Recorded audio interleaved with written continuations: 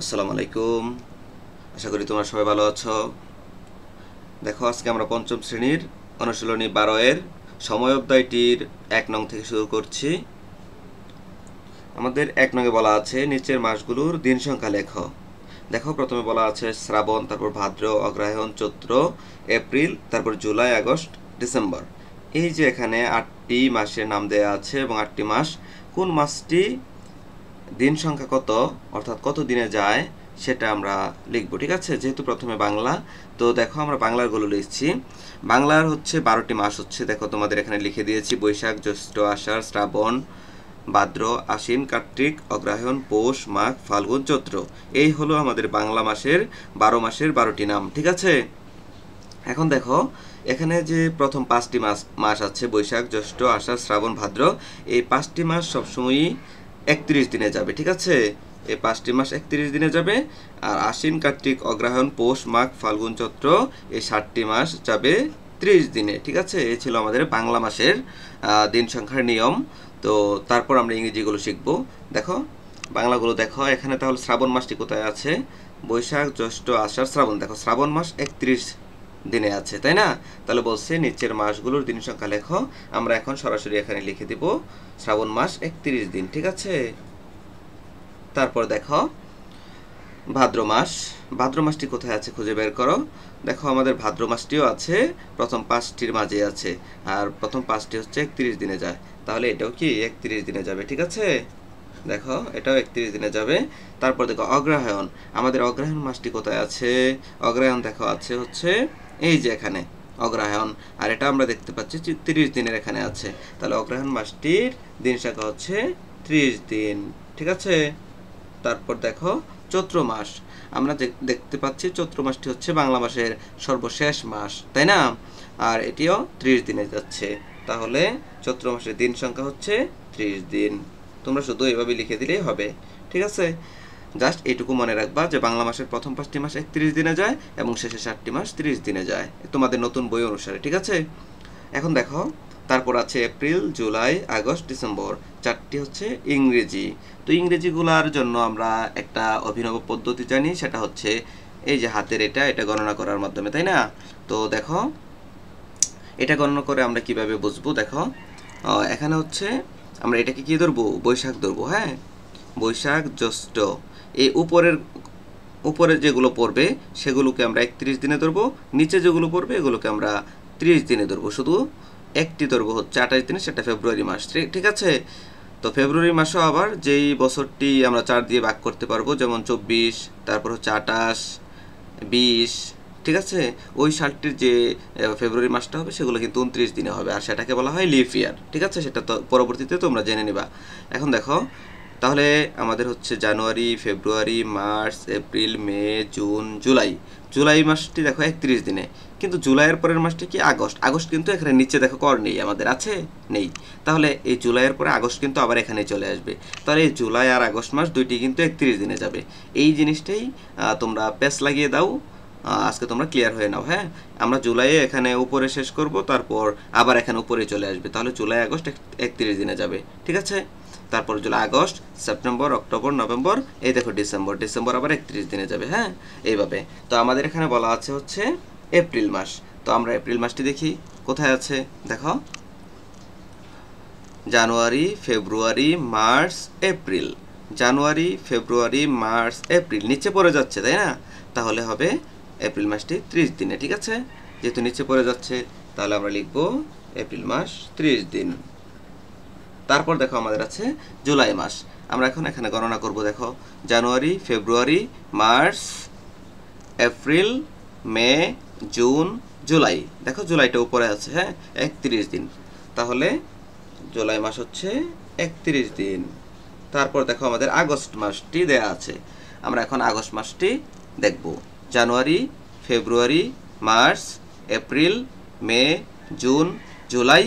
এই যে জুলাই এখানে দেখো উপরে আছে, কিন্তু পরে আর নিচে নেই, তাহলে আবার এখানে চলে আসবে। তাহলে আগস্টটা 31 দিনে হবে। ঠিক আছে, দেখো আগস্ট মাস হবে 31 দিন।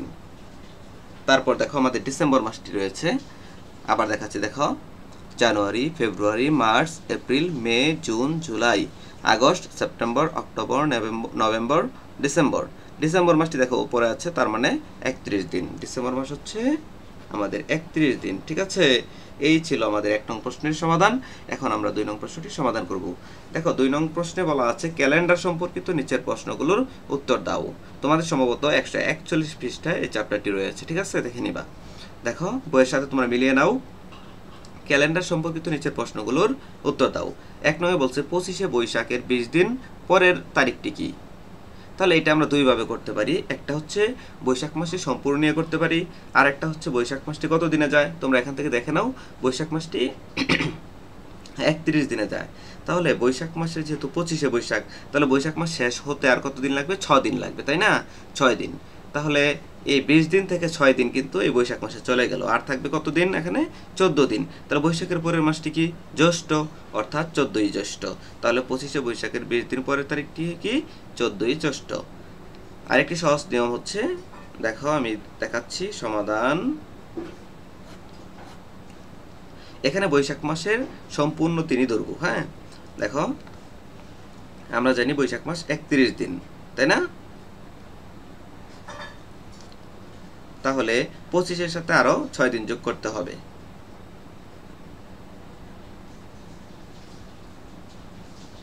এখানে তো আর এইভাবে তুমি লিখতে পারো। আমরা জানি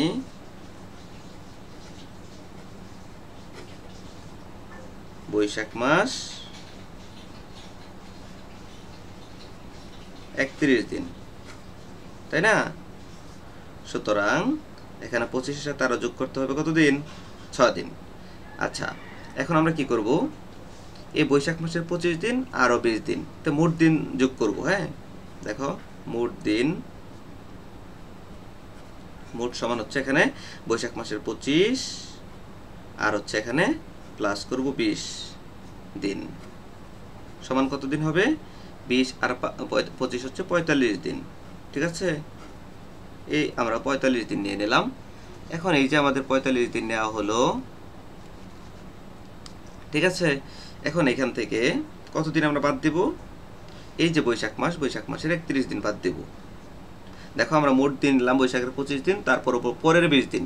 তাহলে পরের 20 দিন এটার সাথে যোগ করে নিবা, তাহলে 45 দিন হবে। এখন কি করবা? বাদ দিবা। 45 দিন থেকে বৈশাখ মাস বাদ দিবা, তাহলে দিন বাকি থাকবে। লেখো যে দিন বাকি থাকে, দিন বাকি হচ্ছে 45 মাইনাস কত? বৈশাখ মাসের 31 দিন বাদ। তাহলে সমান কত দিন থাকবে আমাদের? থাকবে হচ্ছে 45 থেকে 31 গেলে 14 দিন। 14 দিন। তার মানে বৈশাখ মাসটি 31 দিন চলে যাওয়ার পর আরো 14 দিন থাকবে। তাহলে 14 দিন হচ্ছে বৈশাখের পর জ্যৈষ্ঠ মাসের 14 দিন, তাই না? জ্যৈষ্ঠ মাসের 14 দিন। সুতরাং আমরা লিখব 25শে বৈশাখের 20 দিন পরের তারিখটি 14 দিন। ঠিক আছে, 25শে বৈশাখ এর 20 দিন পরের তারিখটি, দেখো পরের তারিখটি 14ই জ্যৈষ্ঠ।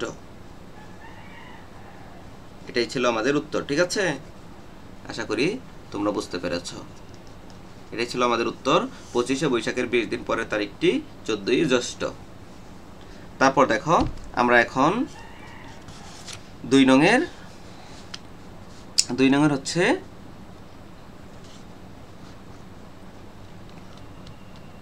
2 নং করব।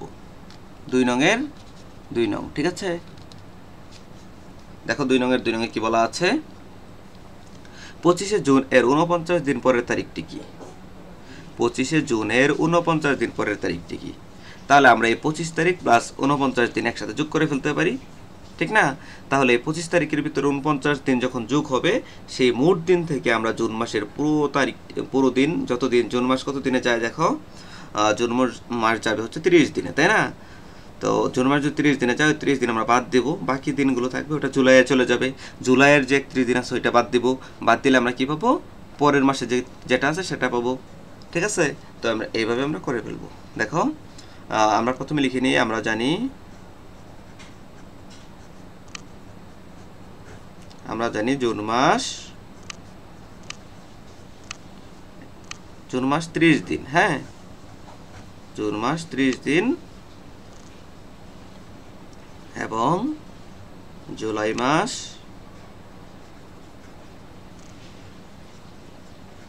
মাস 31 দিন। ঠিক আছে, লিখে নিলাম। এখানে দেখো 25শে জুন এবং 49 দিন পরের তারিখটা। তো জুন মাস সম্পূর্ণ নেওয়ার জন্য আমরা 25 দিন নেব এবং 49 দিন নেব। মোট দিন লেখো যে মোট হচ্ছে এখানে 25 যোগ হচ্ছে 49 দিন। তাহলে সমান হবে কত? এখান থেকে দেখো, এখানে 25 থেকে যদি আমরা এখানে 1 নিই 50 হয়ে যাবে। এই 50 আর এখানে 20, 50 আর 70 আর এখানে 74 দিন হয়ে যাবে। ঠিক আছে, 74 দিন। বুঝতে পারছো? এখন এই যে আমরা 25 দিন নিলাম, 49 দিন নিলাম, আমাদের 74 দিন হলো। এই 74 দিন থেকে আমরা কি করব? এই জুন মাসের কিন্তু 25 দিন আমরা নিয়ে নিয়েছিলাম সম্পূর্ণ। হ্যাঁ, এখন জুন মাসের ভিতরে কিন্তু এই 49 দিন থেকেও জুন মাস হচ্ছে 30 দিনে, তাহলে 5 দিন কি এখানে ঢুকে গেছে, তাই না? দেখো, এইভাবেও তুমি বুঝতে পারো যে এই 49 দিন থেকে জুন মাসে 5 দিন ঢুকে গেলে তাহলে জুন মাসে 30 দিন যাবে। তাহলে এখান থেকে 5 দিন এখানে চলে গেলে থাকবে 44 দিন। এই 44 দিন থেকে আবার জুলাই মাসের 31 দিন চলে গেলে থাকবে যতদিন, ওইটাই হবে উত্তর। ঠিক আছে, তো দেখো আমরা লিখব 25, মোট হচ্ছে 74 দিন। তাহলে জুন মাস বাদ দিলে কি থাকবে? দেখো আমরা লিখতে পারি জুন মাস বাদে বাকি থাকে। দেখো আমরা জুন মাস বাদ দিব, এই যে 74 দিন থেকে জুন মাসে 30 দিন বাদ দিব। হ্যাঁ, তাহলে আমাদের থাকবে হচ্ছে 70 থেকে যদি আমরা 30 বাদ দিই থাকবে 40, আর 4 যোগ করলে হবে 44 দিন। তাহলে দেখো আমরা জুন মাসে 30 দিন মোট দিন থেকে বাদ দিলাম 44 দিন। এখন এই 44 দিন থেকে আমাদেরকে তো পরের মাস বলে নাই, বলছে 49 দিন পরের তারিখ। তাহলে এই 44 দিন পরের তারিখ কি হবে? তো 44 দিনের ভিতরে কিন্তু আরও একটি মাস রয়ে গেছে, সেটা দেখো। তাহলে জুন মাসের পরের মাসটি কি? জুলাই মাস। তাহলে আমরা লিখব জুলাই বাদে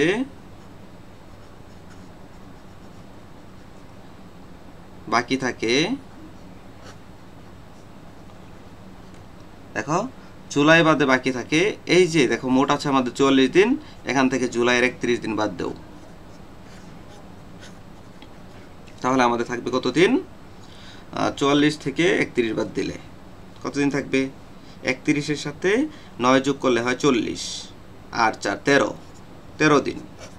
দেখো তাহলে এই যে জুলাই মাসও চলে গেল 31 দিন, আরও 13 দিন আছে। তো জুন জুলাই আগস্ট মাসে 13 দিন। তাহলে সুতরাং 25শে জুন এর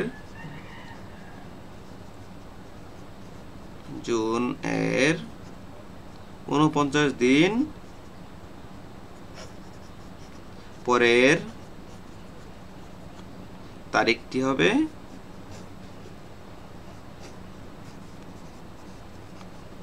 হবে 13ই অক্টোবর, জুন জুলাই আগস্ট, 13ই আগস্ট। ঠিক আছে, উত্তর 13ই আগস্ট। উত্তর হচ্ছে 13ই আগস্ট। দেখো আমরা এই ভিডিওটি আর বড় করতে চাচ্ছি না, একটু লং হয়ে গেছে তোমাদেরকে বোঝাতে গিয়ে। তো আমরা এই যে তোমাদের 2 নং আছে, 2 নংয়ে আরও 2টা অঙ্ক রয়ে গেছে, এটা আমরা পরের ভিডিওতে দেখিয়ে দিব। ঠিক আছে, সবাই ভালো থাকো, সুস্থ থাকো, সবাইকে ধন্যবাদ। আসসালামু আলাইকুম।